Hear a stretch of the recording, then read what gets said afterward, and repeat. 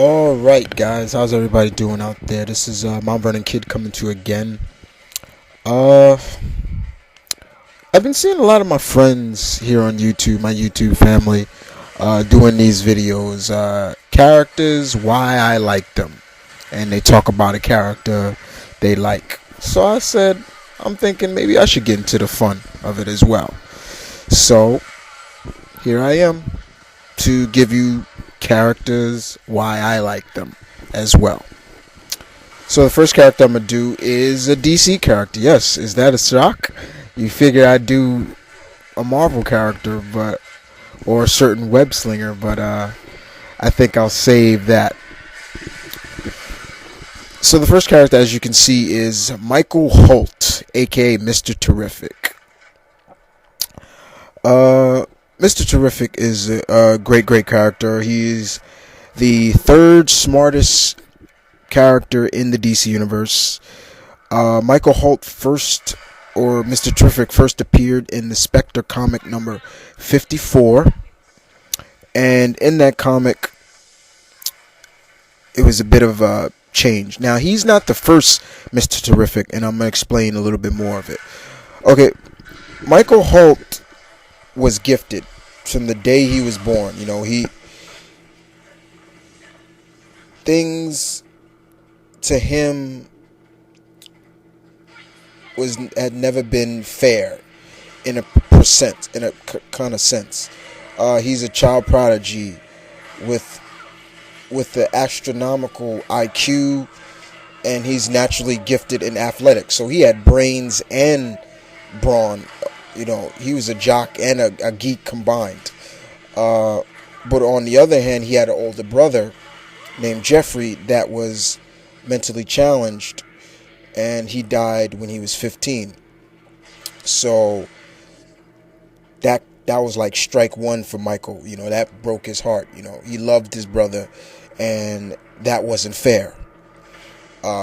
Michael went on to acquire numerous documents. This guy has I think 13 PhDs and degrees, and he became like a Olympic decathlon runner, and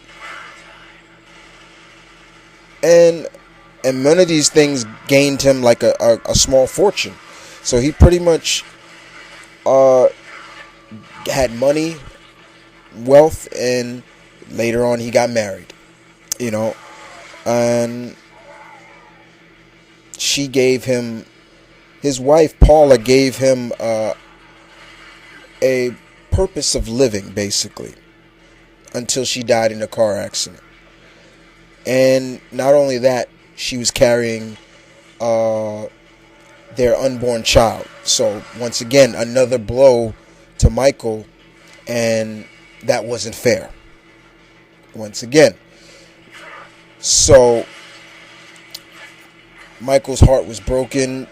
Bottom line, right there, he was going to commit suicide. He was considering suicide. He was going to jump.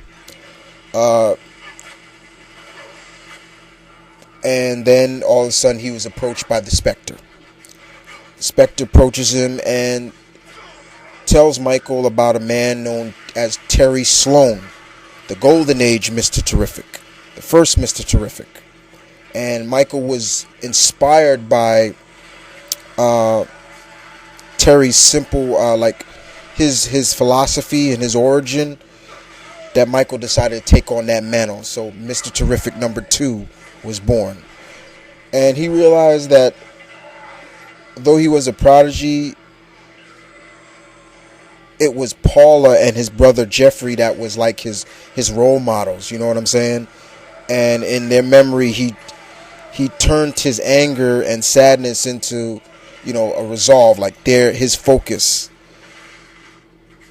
If life wasn't fair, then he's going to make it fair. And that's why he wears fair play on his clothes, his costume. And that's just a little bit of how he became Mr. Terrific. It's very sad how he became terrific. You never really see Mr. Terrific smile or anything like that. He's very serious, It's a very serious character. For me, as I would say, he's a very serious brother, but he it's good to see that he still plays a good role with inside the DC universe. He has been a member. He was a White Knight of Checkmate. I think he still is. I'm not sure if he still is, but he's still currently with the JSA. He's with the original JSA team, with original Flash, Jay Garrett, Wildcat, and Alan Scott, Green Lantern. While because there are two JSA teams now. There, the JSA, and then you got the JSA All Stars, which Power Girl she leads. But Michael, he's such a great character. His abilities and his talent. He has like a bit of a rivalry with Batman, with Bruce, when it comes to their companies, but it's nothing real serious. He is great in martial arts. Like I said, he's the brains of the JSA. Very much the brains. They come to him with the problems, like when they're fighting like an enemy, they go to Michael. His inventions are great, especially his T-spheres that you see floating around him all the time. Now, he is like telepathically synced to these spheres.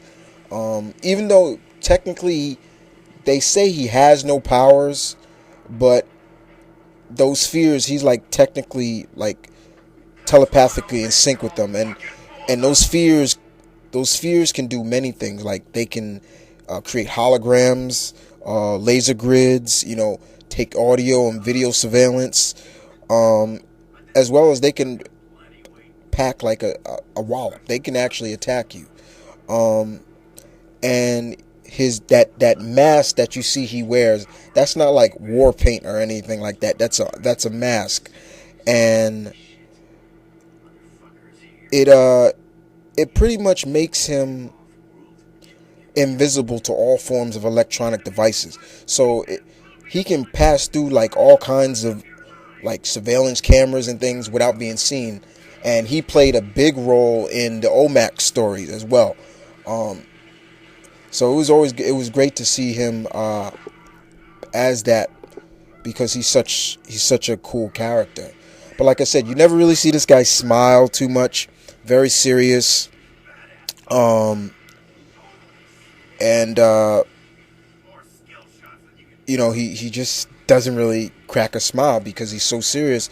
And if you research the history of his character, just his backstory, you can understand why he's so more serious, more not like really into smiling all the time.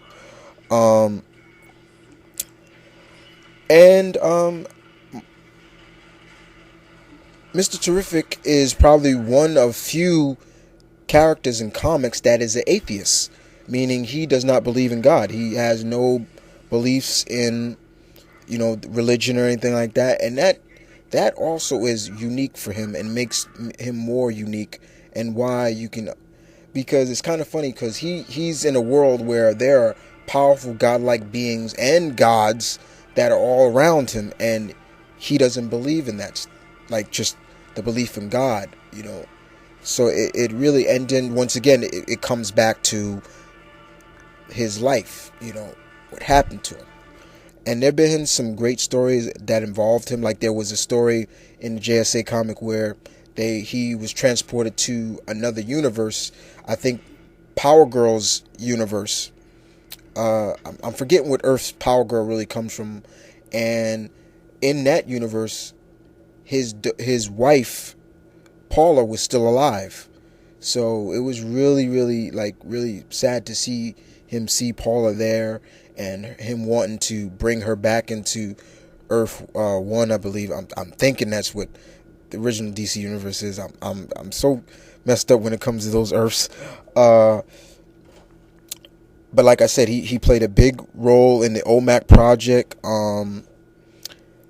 He's died once before. He has died before, but he was brought back. But Mr. Terrific is a very great character. He lives up to that name. That slogan, "Fair Play," is straight up real with him. He really carries that logic with him. It's not just a catchphrase. It's a fact. Fair play with him, and you just really have to respect Michael Holt. Not because he's a minority character or he's black. Nothing. It has nothing to do with that. It's just the downright character development with this guy that makes him so cool and so just great to be around. Just great to read all the time. Whenever I read JSA, I'm always looking forward to seeing what they're gonna do with Mr. Terrific. And so far, they have not let me down once. And that is why I, the Mount Vernon Kid, like Mr. Terrific. So, hope you guys enjoyed that.